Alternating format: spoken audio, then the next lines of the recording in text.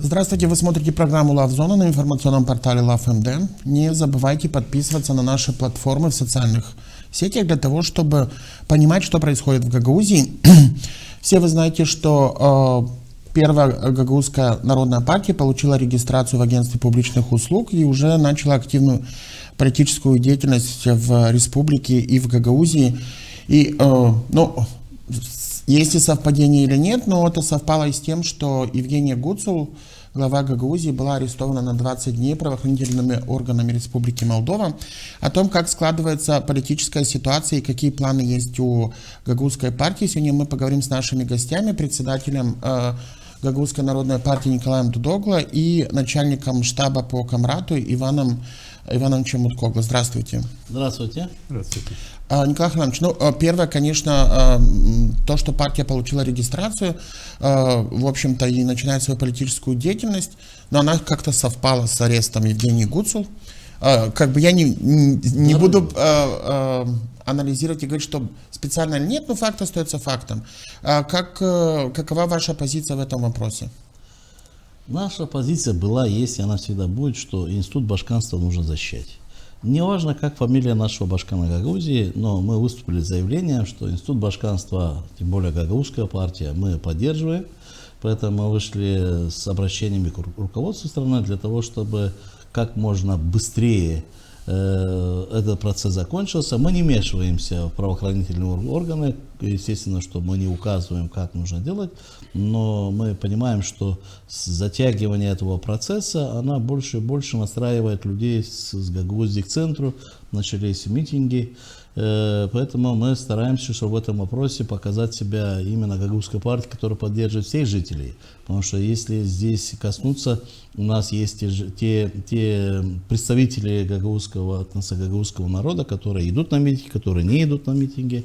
Мы под свою позицию четко обозначили, что мы поддерживаем институт башканства, но мы не участвуем в митингах, проводимые блоком «Победа».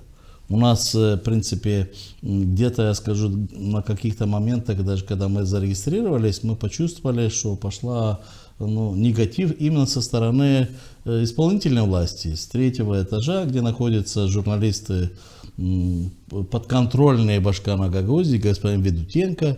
Он уже как бы начал на нашу партию писать или тиражировать какие-то негативы, для того, чтобы наше население подвести к тому, что чуть не мы являемся чьим-то проектом. Поэтому наша четкая позиция: Гагаузская народная партия создана для всех жителей Гагаузии. И если есть 2-3 мнения, мы должны, как говорится, считаться со всеми мнениями. И четкая позиция: институт башканства мы поддерживаем, митинги блока «Победа» мы не участвуем. Но, естественно, что еще раз обращаемся к руководству, что процесс или то, что происходит вокруг башкана, чтобы быстрее, как говорится, правоохранительные органы вынести свое решение, чтобы уже закончить и идти вперед. Иван Иванович, в конце прошлой недели прошли собрание партии по Камрату, и уже как бы вы стали создавать территориальные организации. Но как бы есть ли проблема со стороны членов партии, потому что мы видели результаты переписи предварительные, и в Гагаузии, к сожалению, с последней переписи население сократилось со 130 тысяч до 103 тысяч. И сегодня мы понимаем, что есть большая демографическая проблема, в том числе и большое количество политических партий, которые работают в Гагаузии не один год. Легко ли сегодня найти сторонников среди оставшихся жителей Гагаузии? Демографическая ситуация, она характерна, конечно, не только для самой Гагаузии, это проблема всей нашей республики Молдова, потому что экономическая ситуация, социальная жизнь заставляла людей искать себе применение там, где руки и головы, мозги нужны были.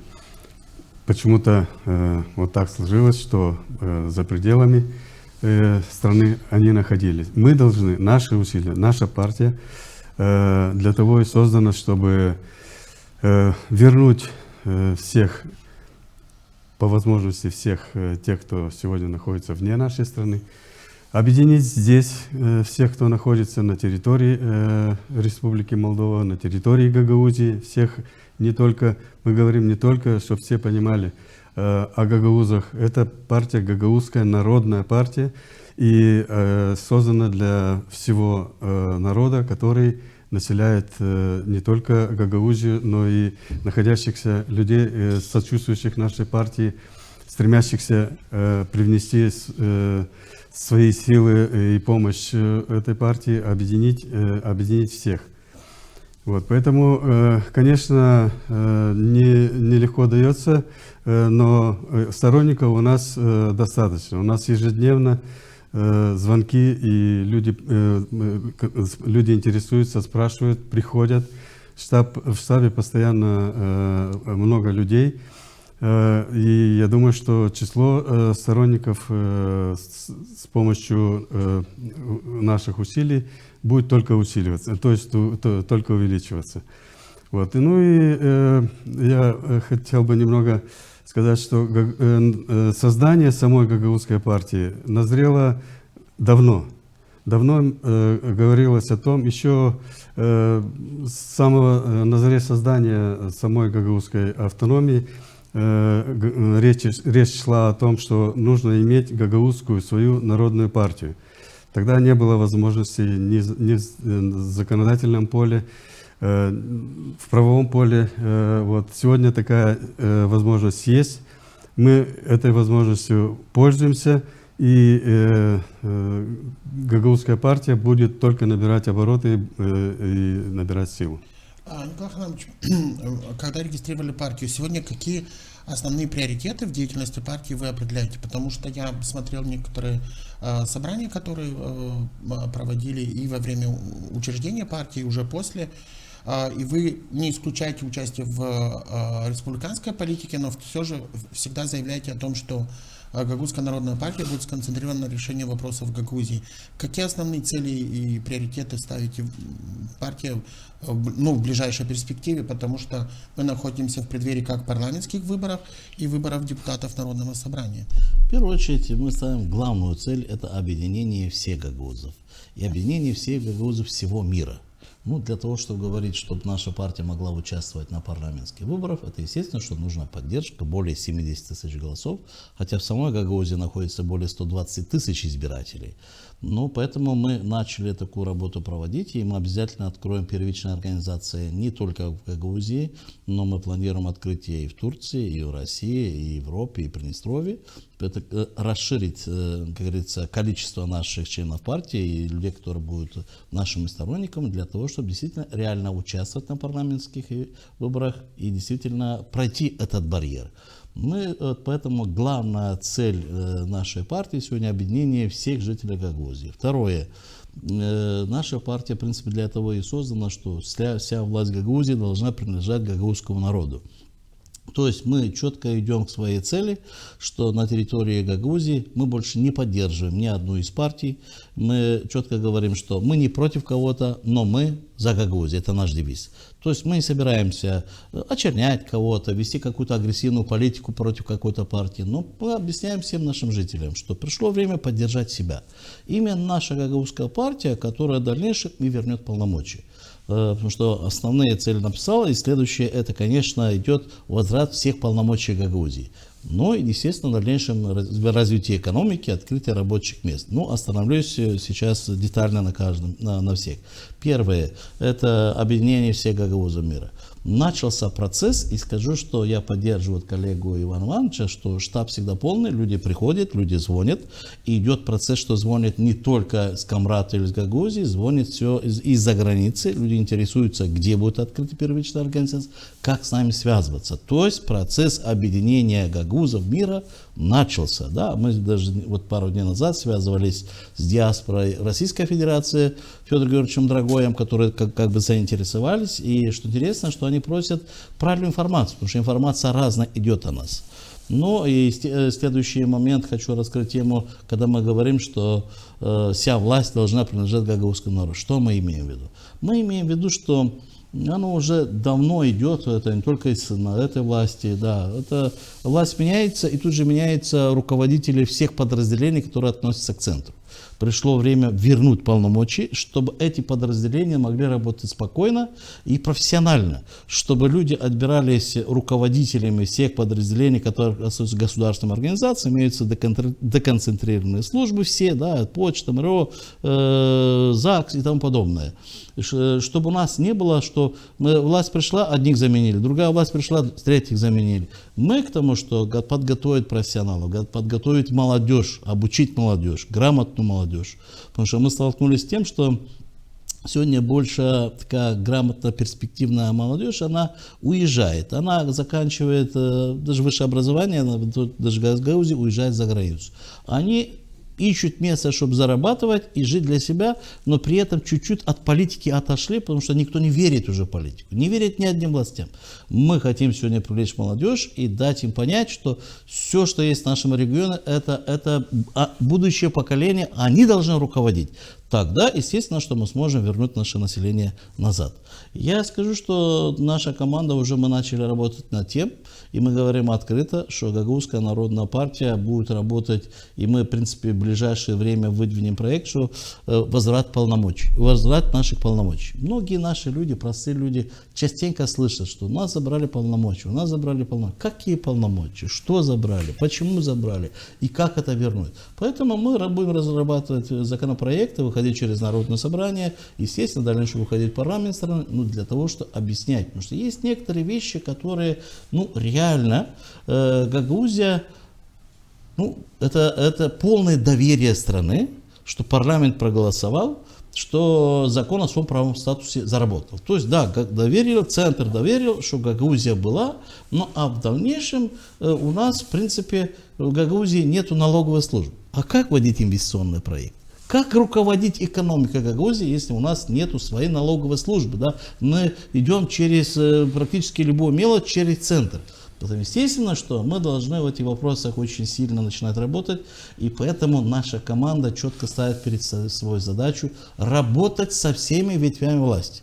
Мы не можем вернуть полномочия, мы не можем решить кадровые вопросы, мы не можем вводить инвестиционные проекты без каких-то отношений центров. Поэтому мы открыто сегодня говорим, мы не за левых, мы не за правых, мы за Гагаузию, мы за Гагаузскую народную партию, которая должна взять полностью полноту ответственности в Гагаузии.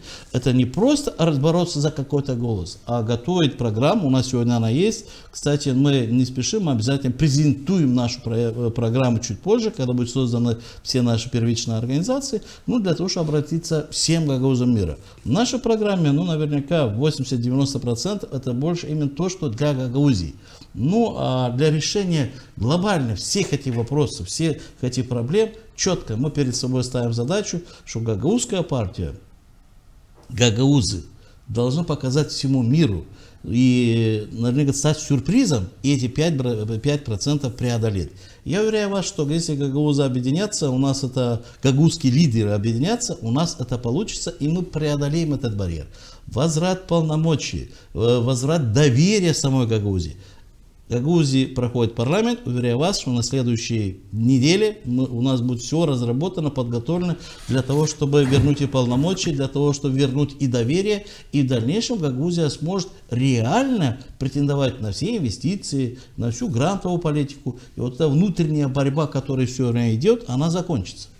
Иван Иванович, на одном из последних заседаний партии, на которой была учреждена территориальная организация в Камрате, в том числе Николай Харламович заявлял о том, что было предложение всем лидерам гагаузским, и сейчас он это отмечал, в том числе бывшим башканам, представителям Народного собрания, тоже объединиться вокруг Гагаузской народной партии. Но у Ирины Влах есть своя партия, которую она сегодня продвигает достаточно активно и агрессивно продвигает ее в молдавском обществе. Михаил Формузал как будто бы отошел от политических дел, во всяком случае сейчас мы не видим какой-то активной деятельности политической с его стороны. И представители Народного собрания тоже пока еще не высказывались. Я имею в виду, что Петр Михайлович пошел и госпожа Харламенко. Как вы видите сегодня, есть ли ресурс у политической, скажем так, элиты Гагаузии для того, чтобы объединиться вокруг проекта даже Гагаузской народной партии? У Гагаузии в целом есть ресурс интеллектуальный, потенциал очень большой. Вопрос в том, что он сейчас немного раздроблен, растаскан другими политическими партиями, какими-то своими, может быть, другими интересами этих людей, о которых вы говорили. Но наша задача сотрудничать с ними, привлечь их сюда.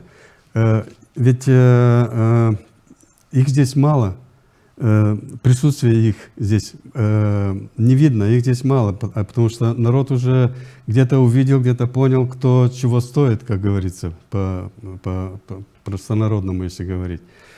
Вот. Работать во всей стране, во всей республике, ну это их дело, но мы призываем к объединению всех политических сил, интеллектуальных и других специалистов, которые привнесли бы свою помощь, оказали бы здесь конкретно своему народу. Не где-то аморфно разбросано по всей территории Молдавии, а у себя здесь на родине. И мы призываем, давайте вместе сотрудничать, давайте вместе двигать, поднимать нашу автономию, где-то исправлять ошибки, которые были допущены. Ошибок было допущено очень много, поэтому мы теряли где-то вот все, ну, то, что у нас, того, чего у нас сегодня нет. Мы потеряли веру, народ, имею в виду, потерял веру в то, что можно что-то исправить. И мы должны, мы для того партия и пришла, создана для того, чтобы объединить и работать в этом направлении. Каждый может из тех лиц, кого вы перечислили, Петр Михайлович Пашилык, почему бы нет? Я думаю, что люди придут. Им нужно немного осмыслить, что произошло, что было. Они это прекрасно понимают и видят. Ну и что сейчас происходит. Думаю, что нынешние события, и ситуация, которая сегодня в республике есть, поможет им, как говорится, принять решение и бороться за те блага, которые должна достойно иметь Гагаузия. Я хочу добавить чуть-чуть.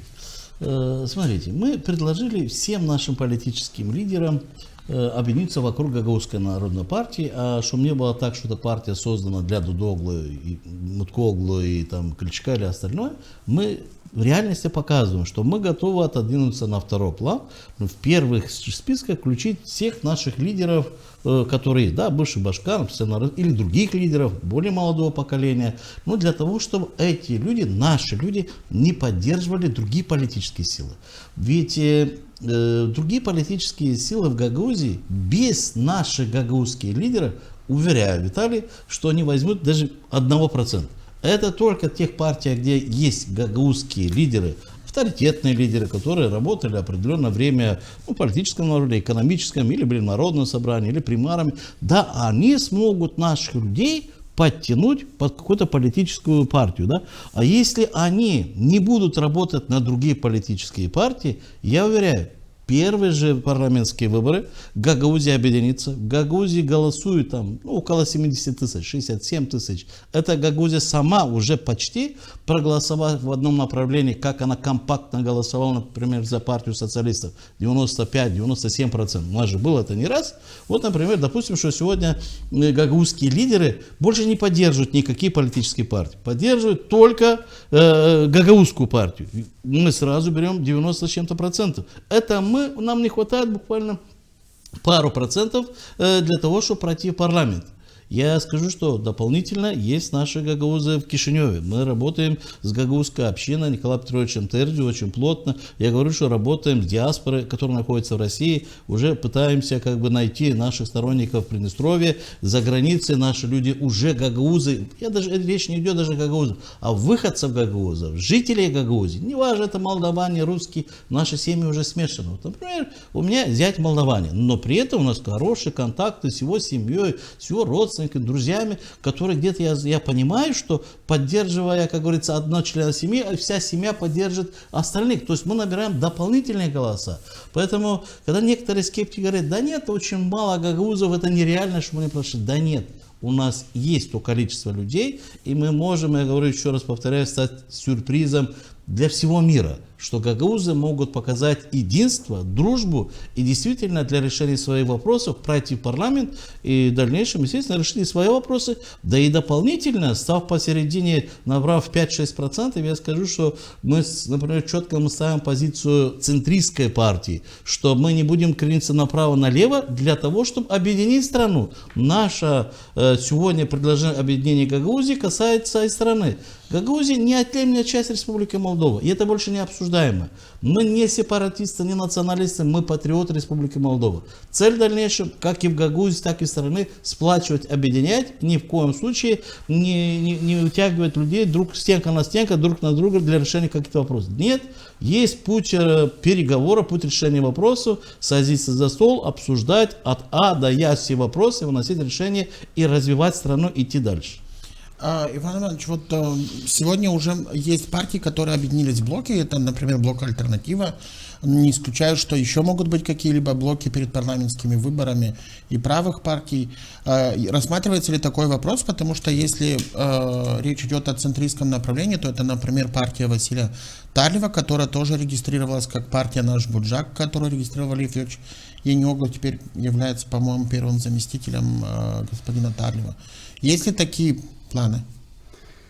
У нас есть своя партия, мы развиваем свою партию, и главная задача нашей, одна из главных задач нашей партии, вот мне интересен лозунг, такой слоган, который, будучи в Турции, я часто встречал его, он практически везде.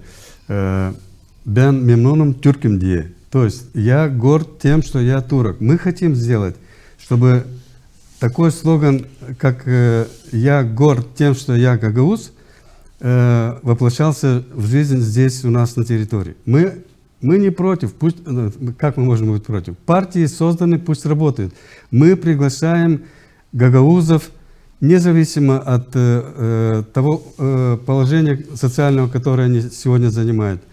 Мы приглашаем к сотрудничеству здесь, приглашаем к работе вместе, совместной работе, но в рамках нашей единой Гагаузской народной партии. Николай Иванович, если мы говорим о Гагаузии, да, то есть с парламентскими выборами, в общем, вы разъяснили вашу позицию, которая будет иметь партия. Но что касается выборов в Народное собрание и положения в автономии, мы понимаем, какая ситуация сегодня есть, даже если вспомним выборы главы Гагаузии, понимаем, какие технологии привели к тем результатам, которые мы имеем и пожинаем по сей день сегодня, в том числе и с арестом Евгения Гуцул. Как вы оцениваете эти шансы внутри Гагаузии при нынешней ситуации? Потому что мы видим, даже есть сторонники, и понимаем, что у правоохранительных органов, как они заявляют, есть доказательства того, что работают определенные финансовые схемы, которые обеспечивают нужное количество голосов. Видите ли вы возможность, что Гагаузская народная партия получится сломать эту систему, которую выстроили в Гагаузии, к сожалению, на последних нескольких избирательных кампаниях? Виталий, я вам скажу, что еще, в принципе, не до конца многие лидеры Гагаузии, многие депутаты Народного собрания, да и многие жители не до конца понимают роль гагаузской партии в дальнейшем в Гагаузии. Я вам скажу, что это единственный путь и единственное правильное решение поддерживать Гагаузскую народную партию. Почему?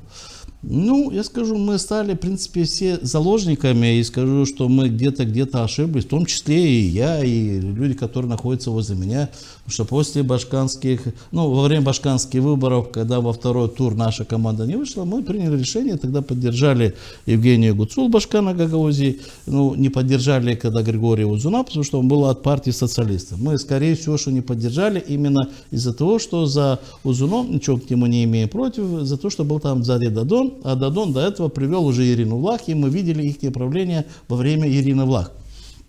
Поэтому где-то мы надеялись на что-то другое. Но получалось так, что это за Башканом, к сожалению, оказалась команда, которая не дала возможности Башкану руководить Гагаузией, а все эти функции забрала на себя.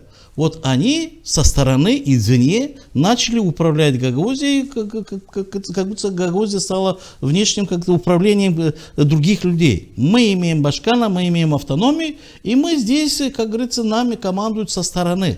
Вот это может случиться сейчас, не может, но она случится на ближайших выборах Народного собрания. Ведь ставится сегодня цель, команда, которая руководит исполкомом, на выборах в Народное собрание забрать из 35 округов минимум 30. То есть тогда переподчинить полностью Гагаузию. И, к сожалению, некоторые депутаты группы большинства Константинова не до конца еще поняли, что их поддержка окажется, как говорится, им боком. Потому что в будущих списках, которые будут выдвигать команда, которая сегодня руководит Гагаузией, их нету. Там абсолютно другие люди. Их используют только до выборов. Я скажу, что вот, например, месяц назад, быстро, даже 1,5 месяца назад, но 2, по-моему, народные собрания пошли после этого, потому что Башкана когда арестовали, 2 до этого, в Народном собрании произошло действие, которое для всех стало сюрпризом, для меня тоже. Что пока мы бегали и занимались открытием Гагаузской партии, мы где-то не уследили, что внутри Народного собрания, о чем я сегодня говорю, скорее всего, что председатель Народного собрания, он самый, так выражусь, ушлый, он всегда чувствует, когда его кресло начинает качаться и пахнет тем, что его уберут, или он не сможет продлить себе удовольствие с Народным собранием перевести выборы на следующий год. А как он хочет еще через года 1,5-2, когда выборы будут Народное собрание. Поэтому они учуяв, потому что исполком Гагаузии выступил с поддержкой, что в ноябре пройдут выборы Народного собрания. То, что группа Константинова, естественно, не устроила. То, что они реально поняли, что их хотят кинуть, и от них хотят освободиться. Вот их использовали, практически все решения, которые принимались, они поддерживали. Любое решение исполкома они поддерживали. А тут оказывается, что и за их спиной сегодня разработана комбинация, что выдвинуть других людей, профинансировать, использовать админресурс исполкома Гагаузии и проститься с ними. Поэтому и возник тогда вопрос, что группа Константинова заговорила о том, что отправить в отставку исполком. Наверняка Константинов уже по своим каналам почувствовал, что Евгений Гуцул может приговорить, пускай даже короткое время, 20 дней, 30 дней, то, что случилось. Он, наверное, это предвидел, но если даже идем дальше, если события будут разворачиваться в таком направлении, кто исполняет обязанности Башкана Гагаузии? Первый заместитель. А если Константинову тогда, если бы это время с арестом Гуцул прошел бы через месяц, я уверяю, что Константинов успел бы отправить исполком в отставку. Если он успел бы отправить исполком в отставку, обезглавить, нету исполком больше. И Гуцул, как говорится, эти судебные, суд арестовывать на определенное время, кто должен исполнять? Тогда Народное собрание принимает решение. Кто? У Константинова группа большинства. Вот он хотел полностью расчистить себе дорогу, стать полновластным хозяином Гагаузии. И вот депутаты Народного собрания, как говорится, уже некоторые почувствовали, а некоторые еще нет, что и приходит время, где не только Башкана Гагаузии, как кресло Башкана Гагаузии станет на весы, сколько это стоит, а у нас станет на весы, сколько стоит каждый депутатский мандат. Поэтому это уже сегодня рассматривается. Поэтому это для Гагаузии самое страшное, что может произойти. А сегодня появление Гагаузской народной партии, в которой мы четко перед собой поставили цель объединения всех жителей Гагаузии, объединения всех политиков Гагаузии. Нравится мне какой-то политик, не нравится мне какой-то гагаузский политик. Нет, мы отходим в сторону, свои амбиции убираем, кто кого поддерживал, кто кого не поддерживал. Нет, мы предложили нашим лидерам, будут парламентские выборы, пожалуйста, оставьте свои политические партии, становитесь в первых рядах. И если вы хотите стать депутатом парламента, пожалуйста, вперед, только в Гагаузской народной партии. Депутаты Народного собрания, мы готовы сегодня предложить всем депутатам, которые реально претендуют и которые могут выиграть, как говорится, следующие депутатские выборы. Приходите к нам, мы вас поддержим, мы вместе идем, но у нас есть программа, вы должны понимать, что будущее мы не связаны с какой-то партией. Именно гагаузский народ должен вернуть все свои полномочия и стать полновластным хозяевом на своей территории. Мы не претендуем выезжать, как говорится, в Кишинев и решать те вопросы, которые нас не касаются. Там есть кому решать свои вопросы. Не будем мы указывать сегодня, президент легитимный, нелегитимный. Выборы закончились. Вот тогда, после выборов, если кто-то был не согласен до суда, мог об этом говорить. Но сегодня суд прошел, и все, мы дальше идем. Есть руководство страны, есть руководство Гагаузии, мы должны найти общие контакты и начинать решать гагаузские вопросы. Так мы будем ругаться еще 10 лет. Поэтому в вопросе создания Гагаузской народной партии это именно тот момент, и мы попали в то время, где решается судьба Гагаузии. Если мы не сможем объединить Гагаузию, я уверяю вас, мы можем потерять автономию. Потому что центр очень внимательно следит. То, что у нас происходит, все эти судебные суды, которые идут, все эти обвинения, где-то правда, где-то неправда. Но сегодня вся Республика Молдова заговорила, что башканское кресло было куплено, что в Гагаузии фактически идет коррупция, что должности можно покупать. Да? Я не совсем с этим согласен. Да, где-то оно есть, где-то нет. Но следующий шаг, если Народное собрание пойдет в таком направлении, и тогда центр может принять решение, естественно, что подождите, из-за коррупционными схемами, делами забрали исполком Гагаузии, сейчас Народное собрание, а зачем тогда этот регион нужен? Такой коррупционной республики Молдова. Да, могут принять решение. Поэтому мы, жители Гагаузии, патриоты Гагаузии, четко сегодня говорим, ребят, мы заигрались не свою игру. Да, может для кого-то, чем хуже Гагаузии, лучше для них, потому что взорвать ситуацию в Гагаузии и решать какие-то вопросы в центре. Мы нет, мы этого не хотим. Мы хотим Гагаузии ни в коем случае дать спокойной жизни, чтобы люди занимались своими делами, но а в политическом направлении ни в коем случае не отдавать власть в дальнейшем кому-то, чтобы кто-то решал за нас. Больше посредников в Гагаузии не должно быть. Все вопросы, касающиеся Гагаузии, должны решать гагаузские политики, гагаузская власть, выходя и в центральной власти. Те вопросы, которые решаются с партнерами Турции, в России или в Европе, тоже гагаузская сторона должна выходить решать свои вопросы.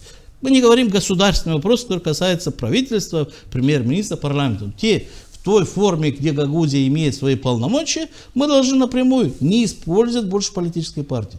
Эти политические партии имеют больше проблем, чем Гагаузия, и они идут решать наши вопросы. Из-за того, что они имеют свои проблемы, и нас воспринимают, и их грехи ложатся на нас. Поэтому нам не нужно. Поэтому выборы Народного собрания, четко мы ставим позицию, поговорить со всеми депутатами. Я еще раз останавливаюсь и буду останавливаться всегда. Речь не идет о амбиции какого-то человека. Этот человек мне нравится, это с нашей командой или это не с нашей командой. Больше не должно команд быть Гагаузии. Гагаузия едина, все должны быть, как говорится, в одном целом для того, чтобы решать вопросы.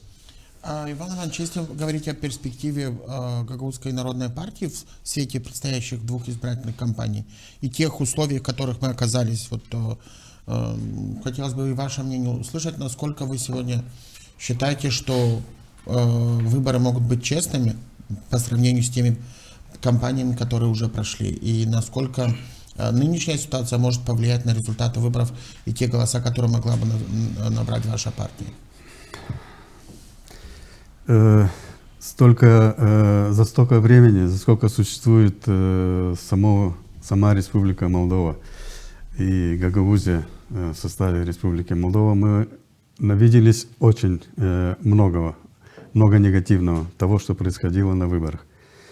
Я не могу дать гарантии, и никто не может, наверное, дать гарантии, что такие моменты могут повторяться.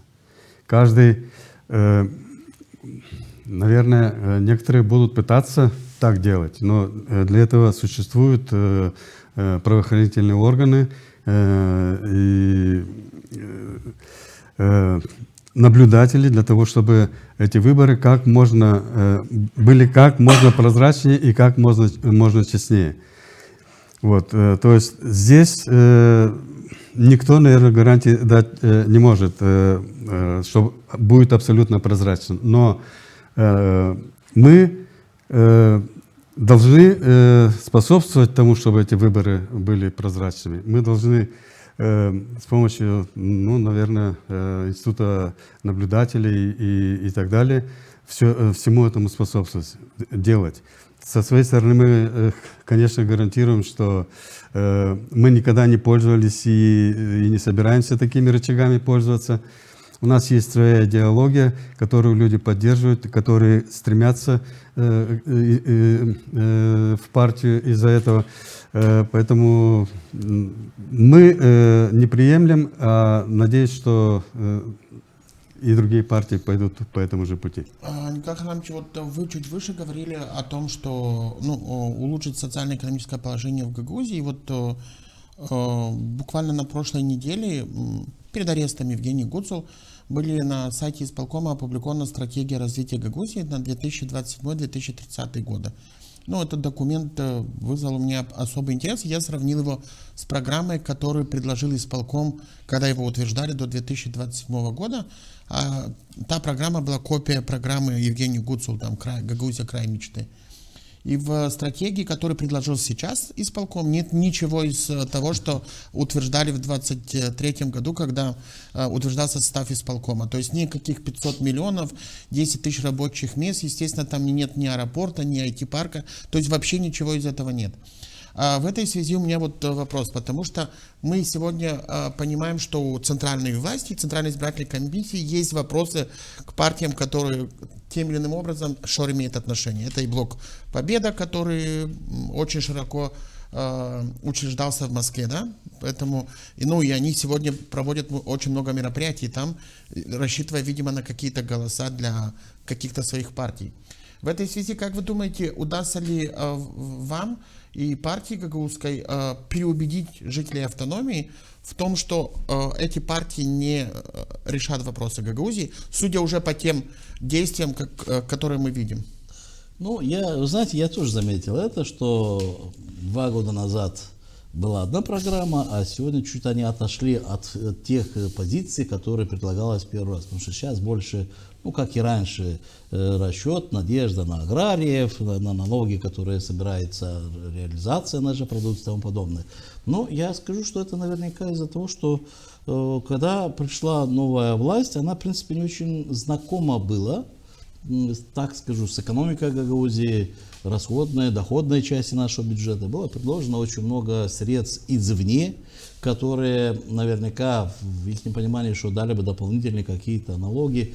Но я скажу, что средства, которые пришли не с бюджета, они были одноразовые, которые не принесли дополнительных каких-то доходов для нашего бюджета. Да? Даже социальная помощь, которая сегодня выделяется нашим жителям, оно... Спасибо, люди что-то получают, но сегодня получил, завтра будет ли, непонятно. От этого удерживается хотя бы 1 копейка для того, чтобы бюджет мог увеличиваться, чтобы мы могли развивать экономику? Нет.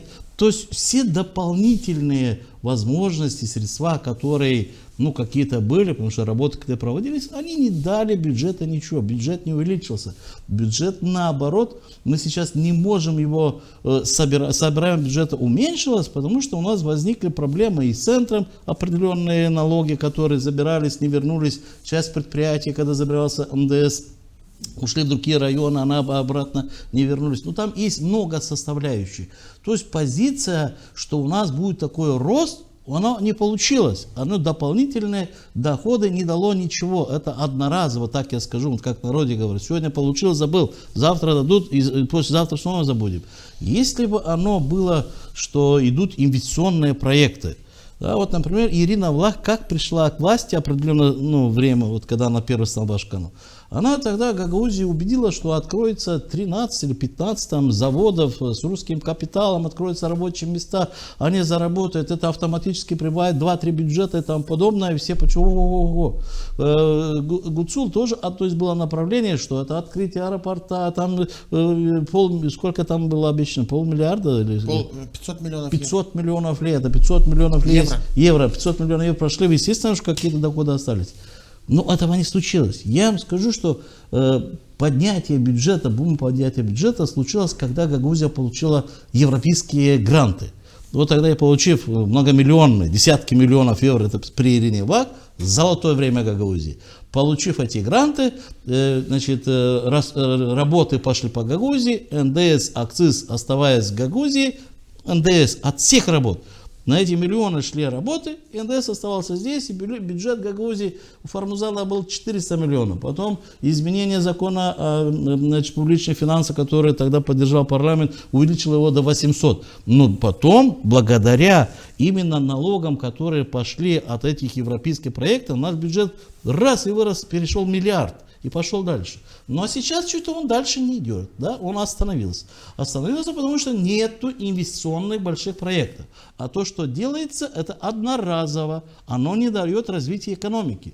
Поэтому сегодня программа уже стала более реальная. И дополнительно исполком, я об этом всегда говорил, что мы когда поддержали, в принципе, Башкана Гагаузии на выборах во втором туре, и исполком, у нас надежда была, что этот исполком будет очень работоспособный. Но мы даже участвовали тогда в конкурсе, помните, проводилось, что самых лучших выбрать. Ну, а всех обманули, взяли кого захотели. Но не самых лучших. Исполком сегодня слабый, очень слабый. Я не говорю про весь исполком, но есть определенное управление, где нужно срочно менять. И она еще раз доказала себя, что исполком слабый. Даже вот первое зимнее время выделение денег за зимний период людям. Они не смогли оформить правильно документы, пакет документов для того, чтобы вовремя эти деньги дать. Да, вопрос прошел, даже на прошлом народном собрании поднимал вопрос, потому что было заявлено исполком, что виновата почта, у меня там работают друзья, я мне говорю, ну в чем тут мы? И вот я на народном собрании поднял вопрос, потому что когда народное собрание проголосовало, это сколько, неделя прошла, сколько там? 31 марта. Ну, то есть совсем...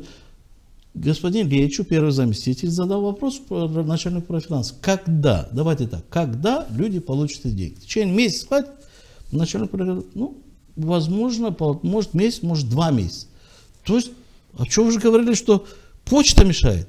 То есть деньги придут через 2 месяца, а им сегодня почта мешала. То есть никто не мешает, вы не готовы к этому. Деньги еще не собраны, документы не сделаны. Но это задержки только из-за того, что не работает профессионально исполком полностью. Даже, я скажу, начальник управления финансов. То у нас же нету начальника управления финансов. У нас Татьяна является исполняющим обязанности Дончева. Хотя это очень хороший специалист. Человек, который работает, говорится, исполняет обязанность, получает зарплату, как исполняет обязанность, она даже теряет зарплату. Работу выполняет, а зарплату не получает, потому что неправильно в тот момент выбирали исполком Гагаузии. В тот момент, что было принято решение, что все должны знать гагаузский язык, оттолкнуло многих специалистов. Но даже делая пример на управление финансов. Вот говорили, что вот будут где? Где эти большие финансисты? Если мы остановились над тем, что человека с работы сняли, а потом поставили исполняющие обязанности уже 2 года. Так 4 года будут исполнять обязанности. Наверное, нужно утверждать, чтобы она получала свою зарплату и работает. И так и в других направлениях. Поэтому я считаю, что вопрос, который прошел в исполкоме и Народное собрание подняло, естественно, что пришло время давать анализу работы исполкома в целом. Иван Иванович, вот завершая нашу программу, как вы думаете, удастся ли Гагаузии выйти из этого кризисной ситуации? Может быть, у вашей партии есть какое-то видение в этом вопросе? Потому что Гагаузия как будто сейчас находится на определенной грани, и, в общем-то, не совсем понятно, как будут развиваться события в ближайшее время. Ну, мы все видим, что какая ситуация в целом в стране, и не только, и то, что в окружении, в том же Евросоюзе и так далее. Но очень трудно создать благополучие на отдельном определенном островке в Гагаузии. Мы находимся в отношениях, экономические отношения, они очень разветвленные, и поэтому на эти отношения, на развитие сегодня накладывается очень много и внешних ситуаций. Мы же видим, что идет, назовем это правильным словом, идет война, которая обрубила экономику, зарубила многое. Что творится после выборов в Соединенных Штатах Америки, со всеми вот этими, идет налоговая борьба, что экономика вся Евросоюза задрожала, пищит, перестали выпускаться, давно уже начали падать производство там автомобилей и прочее, прочее. У нас в связи с событиями в Украине мы много сотрудничали с российскими производителями, с потребителями. Много товаров поступало. Сегодня это сократилось в разы, если не в десятки. Нет возможности, нет логистики и много-много прочего. То есть не все зависит только от нас. Но от нас зависит, чтобы мы эти связи восстанавливали и вот эту кровь внутри экономики заставили как можно сильнее работать. Вот. Иначе налаживать и с центром правильно, и с внешними партнерами, внешнеэкономические связи налаживать. Вот. Без этого самостоятельно здесь варять только в собственном соку, мы, конечно, у себя только здесь экономику не поднимем. Только вместе сообща. Да, я хочу добавить. Знаете, у нас, в принципе, есть 1,5 миллиарда бюджет. Ну, в принципе, этот бюджет, когда вы слышат 1,5 миллиарда, всегда говорят, очень большой. Но там есть бюджет примарий, предела где-то, по-моему, 200 миллионов, которые, в принципе, особо не касаются центральной власти. Да, у нас есть примерно 800 или 900 миллионов, это те, что идут в центр трансферты, а остается что у нас там? 430 миллионов, 430 миллионов, которые, в принципе, аккумулируются и, в принципе, руководствует центральная, гагаузская центральная власть. Вот эта сумма, которая есть. И вот с вот этой суммы мы должны выбирать правильные приоритеты при расходовании. Да? Доходную часть мы уже понимаем, как собираем. Я сказал, что там идет большая часть именно трансфертов. Но здесь мы четко должны понимать, что если мы говорим трансферт, что нам дают, то ни в коем случае не надо соглашаться, что нам им кто-то дарит. Нет. Эти деньги, которые идут в центр, они возвращаются. Потому что Гагаузия тоже платит газ, электричество, свет. Наши налоги уходят в центр. Это таможенные наши налоги, акцизные тоже уходят в центр, поэтому возвращается. Но если возвращаясь к той сумме, которая есть, нужны правильные приоритеты для того, чтобы их тратить. Вот у нас в Гагаузии социальный бюджет. Вот мы говорим, руководство во всяком случае говорит, что социальный бюджет. Но вот у нас, например, при прошлом Башкане зимний период людям было 700 лей в месяц. Ну, вроде бы край мечты, вроде бы дополнительные средства, не знаю что, но оно сократилось на 400 лей, 700-400. Хотя я считаю, что оно должно было не сократиться, а увеличиться. За зимний период действительно тяжелое время, а тяжелое время, оно должно было быть 1000 лей уже 1000 лей. И идти дальше, а не сократиться на 2 раза. И должно оно выплачиваться каждый месяц, чтобы человек действительно в самое тяжелое время мог оплачивать энергоресурсы. Ну, а не так, как летом мы будем платить. Летом уже совсем другие расходы у каждой семьи.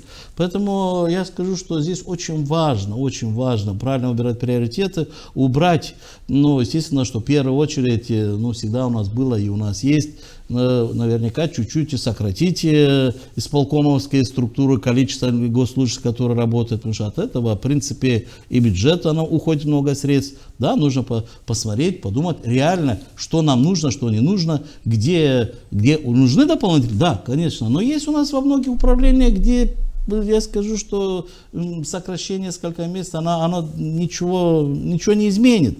А дополнительно брать все эти командировки, частые командировки, которые никто даже не может определить. Резервный фонд тратится куда тоже не может быть. Хотя, если сравнить резервный фонд, где тратился при прошлом Башкане, сейчас, конечно, сегодняшний исполком, более открыто тратит. Потому что в прошлые годы Ирина Влад это тратила только на свои конкретные цели, будущие ее выборы и тому подобное.